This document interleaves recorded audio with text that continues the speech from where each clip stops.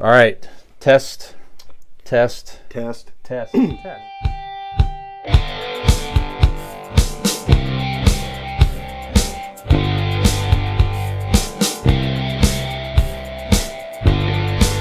Child influencers online here, guys. So the next generation of influencers, some are less than 10 years old. So it's becoming a more and more popular trend on TikTok, etc., where parents set up accounts and they have their kids as they film doing different things, or the kid is promoting something or various things to generate traffic and maybe become an influencer and make money for the family, right? So becoming more and more popular, but now it's raising questions of, should these kids have some type of protection, legal protection, etc. So, what happens if, as the kid grows up and decides, I don't want to do this?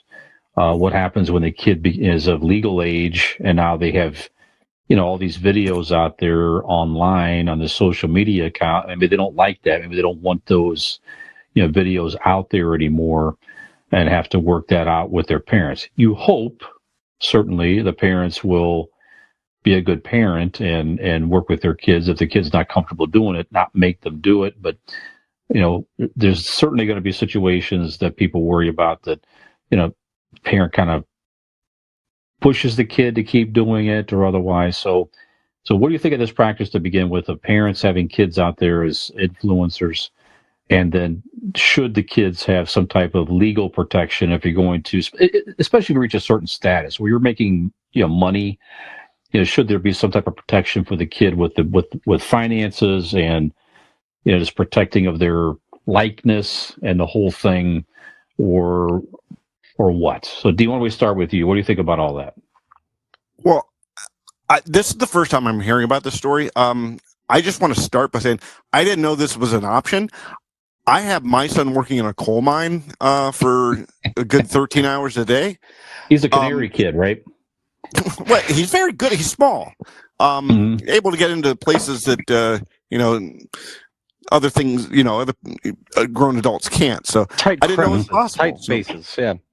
Yeah. So, no, if you're working, you're making money, there should be some sort of protection. There's protection for adults with different, different variations of protections for, like, EPA, OSHA. You know what I mean? There's a lot of protection in a lot of different scenarios, right? Just because you're in a different form of working, you're still working. Mm-hmm. These kids, just like these people, not just kids, but anybody that's doing these videos, should have some sort of protection or whatnot. As far as the parents go, as long as it's not hurting the kid, yeah. When the kid grows up enough to go, yeah, I don't want to do this. Yeah, don't force them, dick.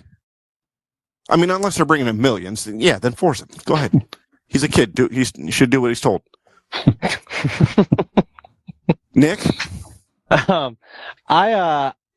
It's a weird thing because I don't know. It is tricky because at the end of the day, like, kids. There are certain protections in various ways for children, rights that they have, things like that. But in largely, kids don't.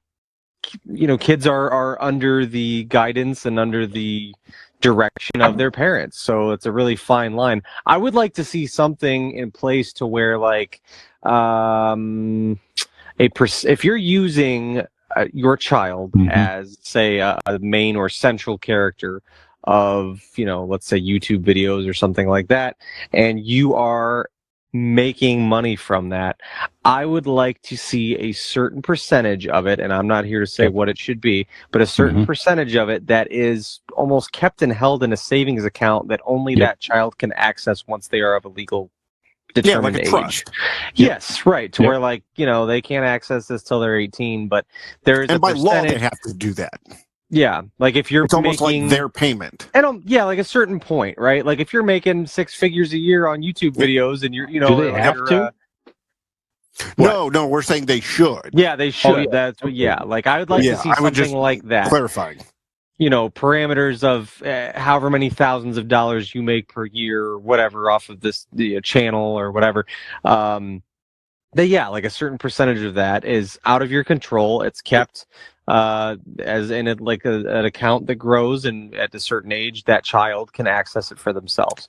Well, look at all these Hollywood child actors, that grow up and tell these stories about their parents Right, stealing taking all their their money. Macaulay Yeah, Culkin had to emancipate himself or whatnot because his parents did whatever with his finances. So, Yep. I mean, this is not new. It's just a different form of it. Yeah, different medium. Yeah, or usage. I mean, just because it's on YouTube or something. Yeah, like you said, it's not really much different than child stars. So, yeah, it is strange. I mean, it's new, but it's not, I guess.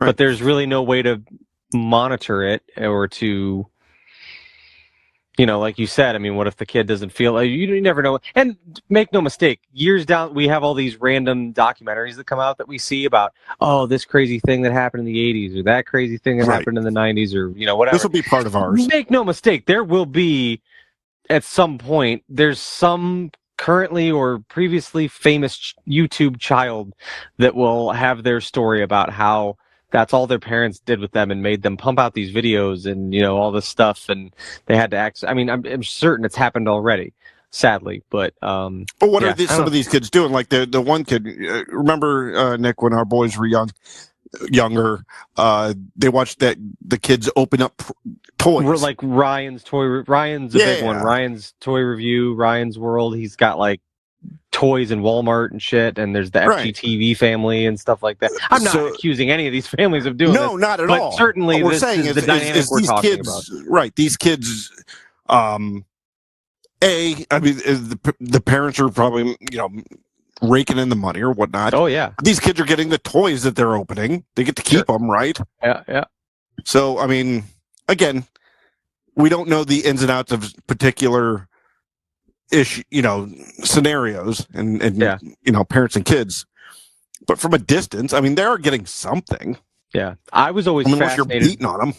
I was always fascinated watching those videos. I was always fixated on watching the background, like the houses they lived in when they were recording these videos, and I'm like, God damn, look at the size of. And then it's like you start to go, okay, what do the parents do? Perhaps this is they just make good money, or is it because of these videos that they've, you go back and watch older videos and see if like what the house looked like or whatever.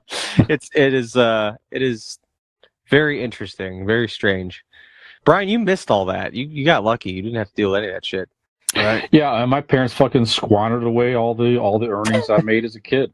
Sure. Trying to do this fucking show and recoup everything, you know what I mean? So that's I did my ninja Okay. nunchuck tricks in guys. front of everybody down at the gazebo, and now I have no money left to show for it. Yep. God Yep. damn. We're trying. You spent all those years cobbling shoes, Mm-hmm. And it's all gone. Yep.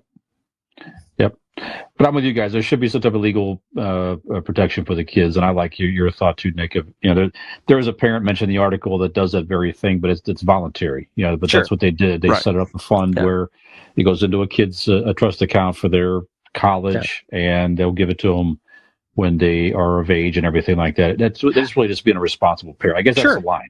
Yeah. If you're a responsible parent and you can handle it, great. But certainly some parents are not responsible, unfortunately. And so, the kid should have some type of a legal protection to make some money off of what they're doing. So, and also to just for the record, I'm not saying that I don't think that the parents aren't due part of this too. I mean, absolutely. As long as they're not forcing the kid to do something they don't want to do. I mean, they're the ones orchestrating the shit and putting it all together and editing it. Like, the kid's not doing any of that. So, like, absolutely. Like, I'm not saying the parents are entitled to nothing and this is just, your hobby. But, certainly if you're raking in money, you deserve a portion of that too, as long as you're not, like I said, you're not making your kid do it or anything like that. Just some of it should be for them down the road so they can use parts of it as they see fit. Absolutely. Okay. Good stuff. We're forcing Solve Nick the to do problem. this podcast. Almost. But, I was going to say every week, yeah. but almost every week. Yeah. Well, we do put a portion of all donations into a fund, and as soon as Nick makes enough to pay off the mortgage, then he is permitted to exit the contract. So the quicker Actually, it's a we wedding fund that's never going to Yes. be touched. yeah, What the hell kind of wedding you saving up for? God damn. the quicker we get and all he wants, everybody, is just to just a sheet pizza from Yep, that's Angie's it. Pizza, and like a 6-pack, and administer fees. That's it. Yeah, We're not asking for much. not too much Yeah. to ask. Yeah, Brian's going to buy a charge you. shirt. Did you hear that? Asshole. I didn't say how much. I'm just saying, That's what I mean? true. Yeah. Gen X Brian here. Neil Dean. Millennial Nick. If you like our stuff, give us a like and subscribe, and we may just send you a Polaroid of Millennial Nick's feet.